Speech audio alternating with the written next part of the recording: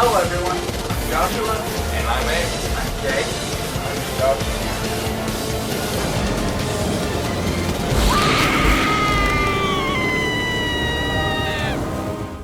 Hello everyone, Joshua Myers here. Now today this review was requested by Robbie Clark. Again, please go check out his channel if you didn't. He does a lot of Saw content. I really like his videos. I really do. Yeah, he wanted me to review the whole Saw franchise. I reviewed Jigsaw, that was the first one I did.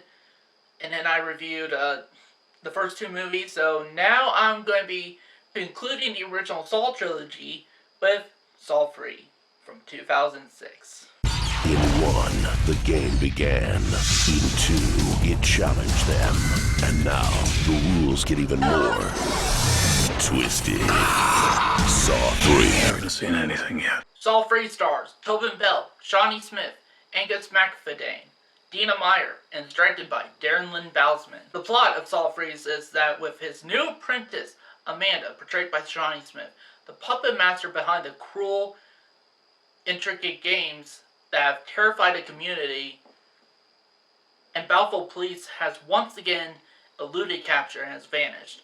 While city detectives scramble to locate him, Dr. Lynn Denlin and Jeff are unaware that they are about to become the latest pawns on his vicious chessboard. What are my positives with Saw 3?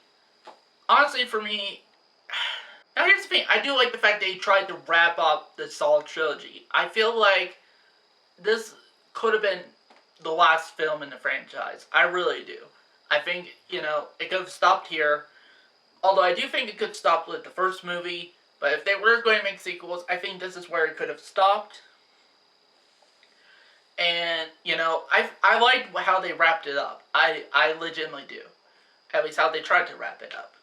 I also like, the performances from returning actors and that. I especially really like the whole, mentor and student type of relationship, with how they handle all that between, Shawnee Smith's Amanda and Tobin Bell's John Kramer, aka Jigsaw. I felt like that was handled really well in it, and both of them acted all that really well and everything. Gave actually some pretty good emotional performances. I also like the main character here that's going through the traps, Jeff, portrayed by Angus McFadden. I think I'm pronouncing that right. He's also really good in this. Also, the practical effects are really good. All the traps, they built those things. That's literally on camera. And that's impressive. The gore is impressive as far as, the practical effects stuff goes. And there are some traps I do like in this, actually. Some of the traps I like, that I think is pretty cool, is there's some classic examples from here, like the angel trap. You got the pig vat trap. You got the rack. And those are probably the most well-known traps from this movie. Also, the music by Charlie Clouser is still really good. Even taking different renditions of themes from, the first two movies, while still making them sound like they came from those first two movies, but at the same time doing them differently. And even the final, Hello Zep theme that they play, which on the track is called Final Test, feels like it, fits the whole fact that this was meant to be the last film in this franchise, really well. It does scream that.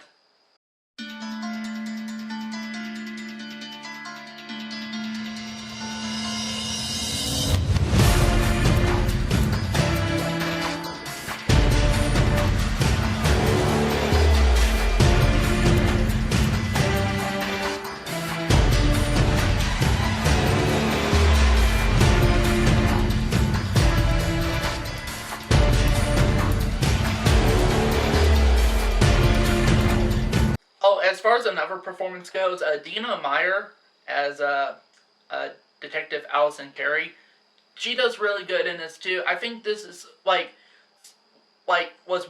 this movie is at least started to become more focused on her character and that,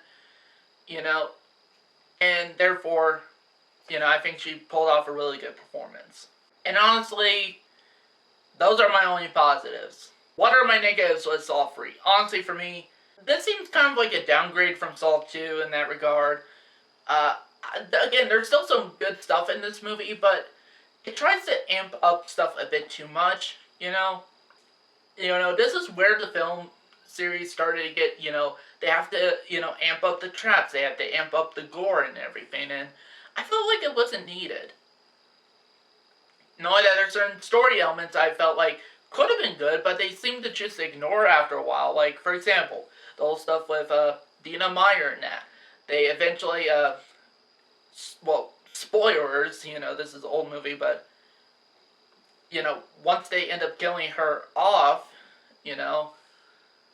they then, because it seemed like, at first, it could have gone in the direction of following her character and everything, her, just grieving over the, disappearance of Eric Matthews,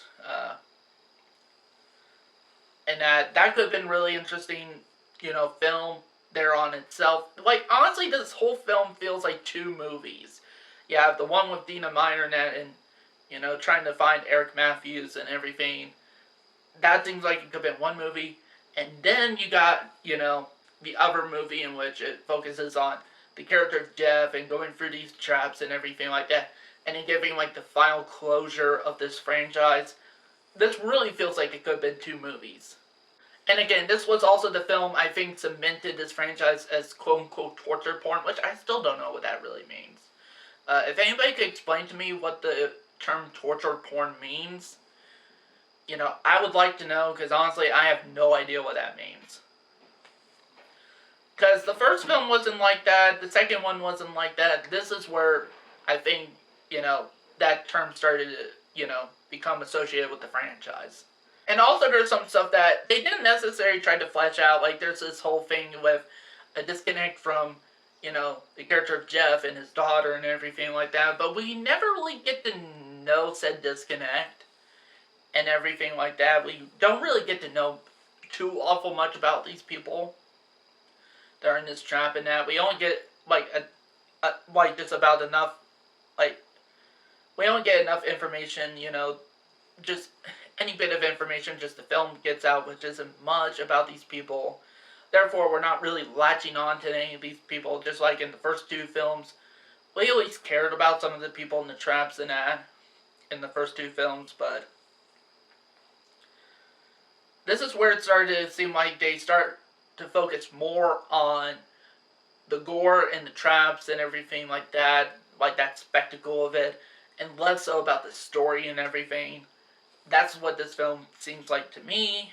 And honestly, this film is honestly kind of a forgettable entry in the franchise, to be honest. It's like, the only thing memorable is the twist. That's the only memorable thing from this movie in that regard. And some of the traps here and there, like I said, like the rack, the pig fat trap, and the angel trap. But other than that, it's really kind of forgettable. Seriously, I kind of had a hard time kind of remembering all what happened in this movie before I filmed this review. I'm filming this review a day or so after I watched it. But honestly, for me, those are my only negatives. So with that said, I'm going to give Saw 3 a 3 out of 5 stars. Honestly, I think it's okay. I felt like it was an okay send-off to the franchise. There are some good stuff I really liked, like the whole thing with Amanda and Jigsaw and that, and, and some of the traps were pretty cool and pretty memorable. The music was good, but this is the first of the films I think started to become a cluttered mess, really, because this feels like it could have been two movies that were just combined into one, and it doesn't work. And also, you just don't care about any of the new characters necessarily, because they don't really get into too much, they don't really give these new characters any depth or anything like that to the point where you latch onto them. You want to see them make it out, Because even the first film, at least, and the second one, at least, even though some of those characters were not really good, as far as, as far as all that stuff, so, like, they, you know, like, weren't good people in that necessary, but you still cared enough about them, because like, especially in the first film, because most of the film was really focused on two main characters, Dr. Gordon and Adam, and you really started to care for them and wanted to see them get out of this alive, you know? You don't get any of that really necessary here. The only people you really end up caring for are the killers, and they really seem to be the main focus of the movie, with John Kramer and Amanda. So yeah, there's just a lot of stuff that I would have switched around as far as that goes to make you, like, care more about the movie and everything. But honestly, it's okay. It could have been much worse, It could have been much worse as far as a final, like, quote-unquote final send-off, I think, if they did, like, honestly, again, I'm one of those people who think the first film could have just stayed on its own, but if they were going to make sequels, this would have been a great place to, stop this franchise. So that's it for this review. Thank you guys for watching, and...